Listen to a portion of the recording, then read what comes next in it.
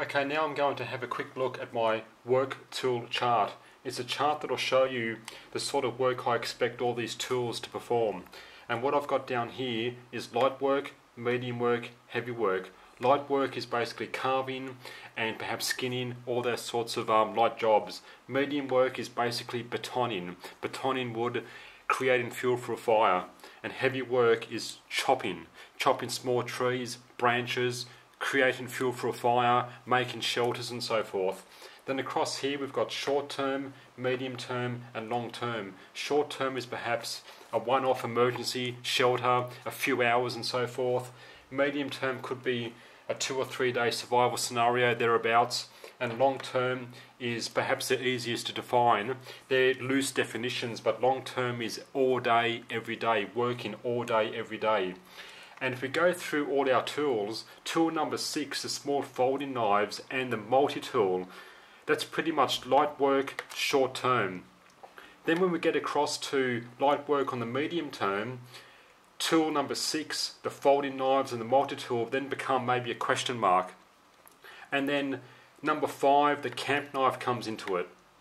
Then by the time we get to light work on the long term, the camp knife is then a question mark. And now we've got the number 4, the smaller working knife, doing the light work on the long term. These are all debatable, it's just a general sort of guide.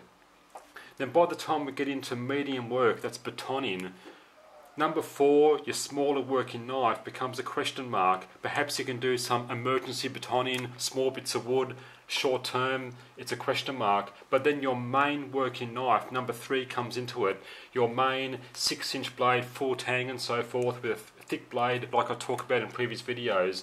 And that's going to stay in all the way across. Medium term, long term, your main working knife is going to do your medium work, the betoning style work, all the way through. Then by the time we come across to heavy work, your main working knife becomes a question mark. Perhaps for a short term, a one-off, maybe not chopping as such, but there are techniques to beton through a small tree, perhaps with your main working knife. That's why it's a question mark there. But your 3A chopping tool, the CT, that comes into it now. That chopping tool, the bigger main working knife on steroids like I talk about, heavy work on the short term, and definitely your number 2 axe, small axe. Come across to heavy work on the medium term, your chopping tool then becomes a question mark, and your axe definitely. And I question the sort of chopping tool is ready for emergency work, medium term perhaps, but long term, then your axe, the small axe, becomes a question mark.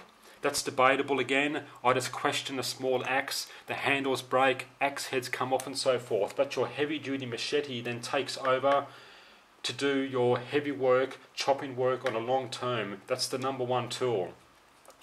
And of course your axe and the machete will go right down to doing medium work.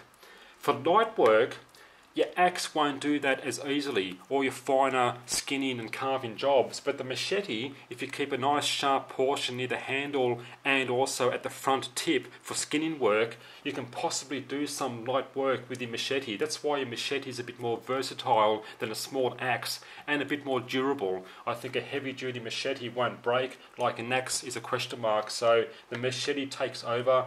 Heavy work, long term. So that's just a very quick rough guide of the work tool chart, all my tools, these definitions for light, medium, heavy work on a short, medium, long term. It's debatable, a grey area, but that's just my work tool chart as a guide, and I hope that makes sense, and I'll see you next time.